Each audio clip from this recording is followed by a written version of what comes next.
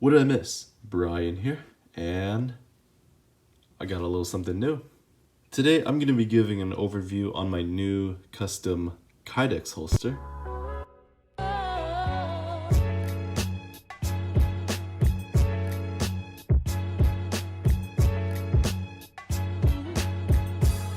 Most people will know what Kydex is, but for those that don't, it's basically just a piece of thermoplastic that could be heated, fitted, and formed for literally anything, like for firearms, airsoft, mags, literally anything. And they could come in all sorts of colors and designs, like regular OD green like this, black, tan, carbon fiber, Hawaiian, like literally any design you could think of, chances are it exists. You can add any mounts you want, and for firearms, more specifically handguns, you can have it set up for either open carry or conceal carry.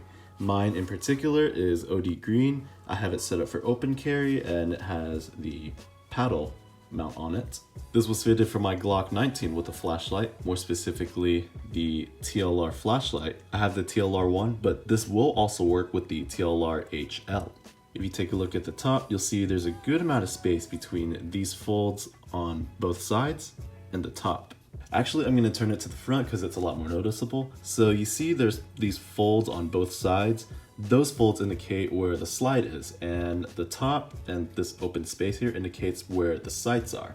There is plenty of space for adding taller sights in the event where you add an RMR or that tube at the front that makes those pew-pews all quiet.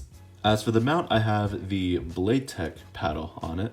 You know, that's it, not much else to it. This is actually my first Kydex holster ever, and so far, I really like it. I'm impressed with the results. And I knew about Kydex holsters years ago. My friends have them for airsoft.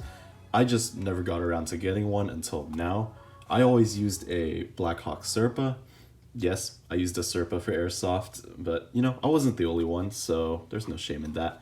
But I regret not getting one of these sooner because these are really nice. What's unique is that there's a lot of retention at the bottom of the holster and a little bit in the front, whereas with most other holsters like the Serpa, the retention will be on the trigger.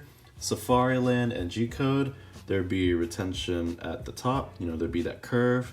And as you can see, there is no form of retention at the top, and this could be concerning to some people. And it was concerning to me at one point because I was always thinking, what if whatever gun is in here would fall out because there's nothing holding it in. But the retention at the bottom here is actually pretty strong.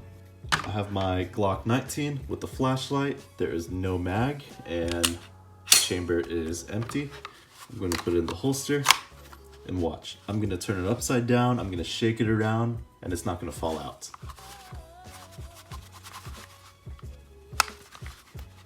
See that? That is not going anywhere.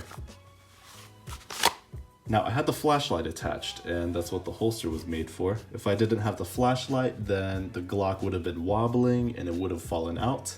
Now, why did I get a Kydex holster, and why do I have it set up like this? Honestly, I just want something to use when I go out to the range, and I didn't want to break the bank. And Kydex holsters are not really all that expensive, depending on what brand you get or if you make one yourself. If you were to get a high quality brand, chances are it's going to be a little more expensive. And believe it or not, I could actually use this for airsoft because this was molded onto a full-size Glock, and I have a Tokyo Marui G17 airsoft gun. Here's my airsoft TM G17. Fits in there, as well as my High Kappa 4.3. Just like that, no problem at all. Pretty cool that I could use this for both airsoft and when I go to the range, so I don't have to spend any more money on another holster.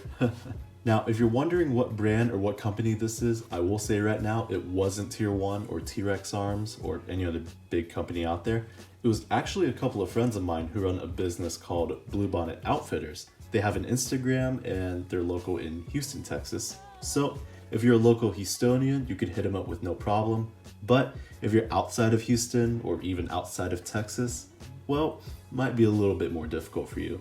And so that is it for this video. Thanks for watching. If you're subscribed, thanks. If you're not, thanks for taking the time to watch this video. Take care, everyone. I will catch you on the flip side.